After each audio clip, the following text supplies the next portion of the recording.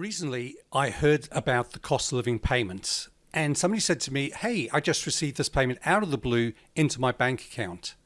But these payments have been to people in New Zealand, outside of New Zealand. I've even heard that some deceased people have received these payments. Now, Max, I'm not sure if you know anything about these cost of living payments, but I thought I'd ask the question. What a horrible subject for me, because only the other day I heard about this. I mean, it's been everywhere in the media, and I'm thinking, what?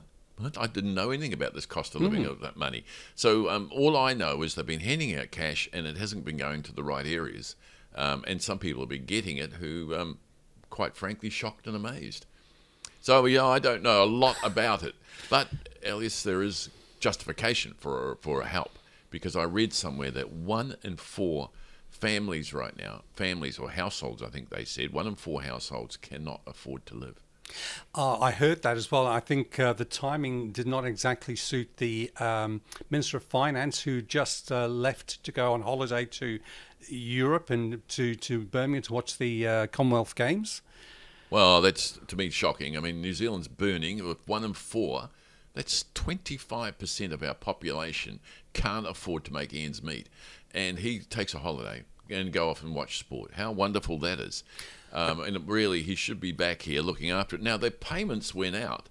Now, what I'm hearing, it went to people undeservingly. People offshore don't even live here anymore. Yeah. And that's ridiculous. And even dead people, Elias. I mean, that's just really amazing. Okay, so as a business owner, I want to help my staff. I want to help my employees. And surely, as a business owner, it's my prerogative. If I want to give them some extra money, I can give some extra money. Now, there are a couple of thoughts that go alongside this. Number one, are there, fringe benefit tax or other legislative activities we should be aware of as a business owner when you hand out cash? Are there benefits, pros and cons for handing out cash versus something else? What are the fishhooks? Well, for a business owner, the prerogative is yours. If you want to give somebody some cash, you can. And if you're lucky enough to have that ability and you've got the excess cash to do it, or even a big heart in saying, look, I'm prepared to make some sacrifices myself to ensure that my workers do well, good on you.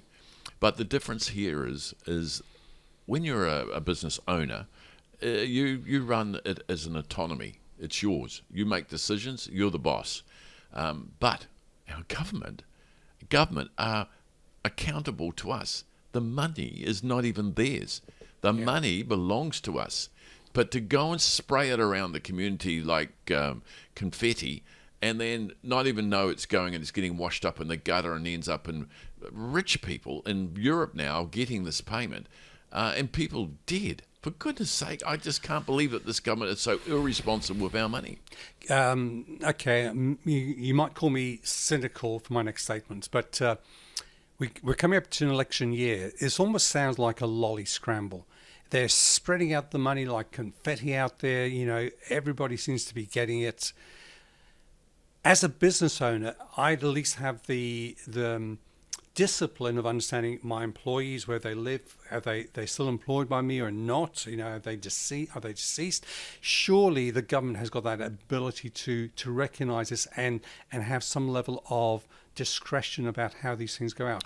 Well, I think it goes beyond that. If they don't have the facilities to discriminate, to distinguish one set of people against another, they ought to make it their damn business to, because throwing out money to people who don't need it and don't want it is just irresponsible to me.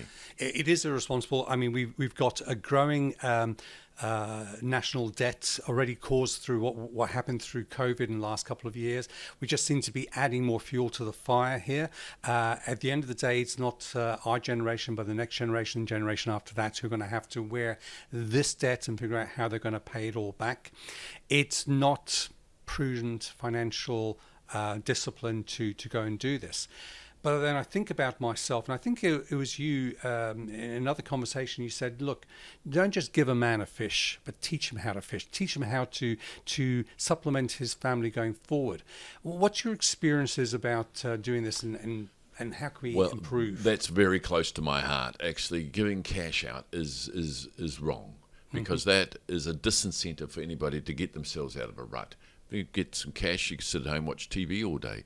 You can't be bothered going to make a meal, so you go and get a takeaway with the cash you've got. And you're living poorly, unhealthy. You should be actually stimulating your mental capabilities by interacting with other people rather than just sitting at home looking at your screen or watching TV.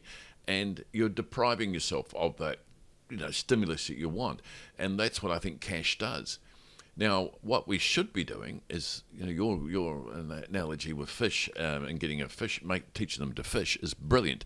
I think what we should do is putting some resources into helping those people to establish their own business. I think, our marketplaces should be expanded to say, look, you can have a free stall. If you've got something you can sell, a craft, if it's a craft or some skill you've got, or perhaps you've got some bits and bobs you want to sell. Maybe you gather some other things, or maybe you're offering to buy things off people. Whatever it might be, we should encourage that and actually let these people. There's nothing more stimulating to me. And look, you and I have experienced. We own our own business, but to actually achieve something, to created something that belongs to you, and you have done it, and to get some payment for it. Wow, those are things that we're depriving our population from by just giving them a bit of cash to stay home. Wow. As you were sharing that, the thought of this social experiment, a couple of years ago, I remember, maybe you might have heard about this, where a chap, I think it was back in the UK, started off with a drawing pen or some small item which he bartered and swapped for something else. And the social experiment was to see, could he go from this drawing pen or whatever it was, paper clip, all the way through to $1 million house. And he managed to eventually, go and barter and swap things around.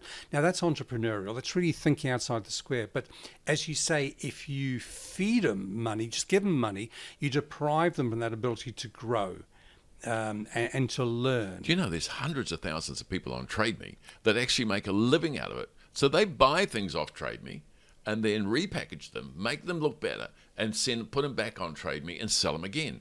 Now, that's perfectly lawful. And it's fantastic, I think I've purchased things myself that they've purchased for next to nothing because they just what I needed right that time. So what I'm saying is there's opportunities out there that most people are missing. We should be teaching them that. Absolutely. So then let's go back and think of this from a business perspective. As a business owner, I spoke to you a little while ago about employing family and friends to come and join you. And the difficulties when you have a young person coming through, you want to give them some encouragement, you want to help to grow them in their capabilities. I recall it well because I think you're guilty somewhere along here. Maybe guilty as charged, probably. But, I did say at the end of the day that we should treat everybody fairly. We should use the same discipline, whether they are a family member or an employee, to take them through that process.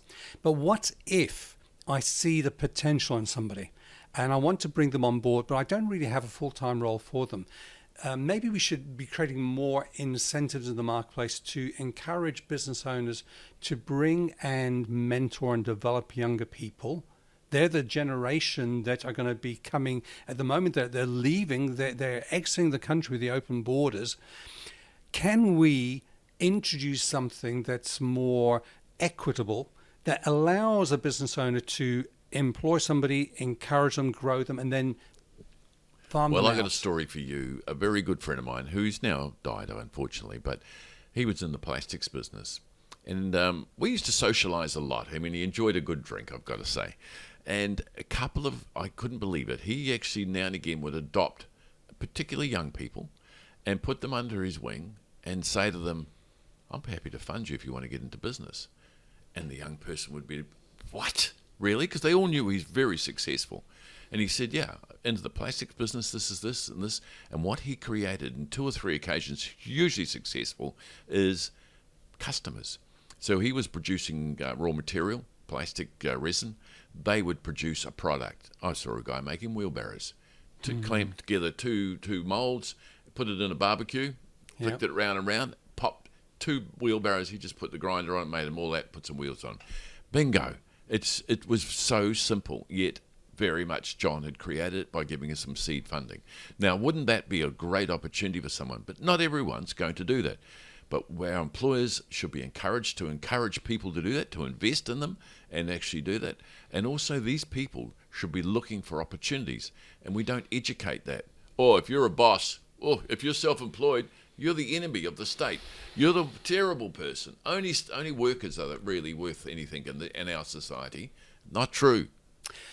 Remind me again, what's the statistics in terms of the profile of businesses in New Zealand? Are we, where are we You're at? exactly right. And because, wait for this, folks, this blows people away. There's 97% of businesses in New Zealand employ less than 20 people. 97% of all enterprises are put into that.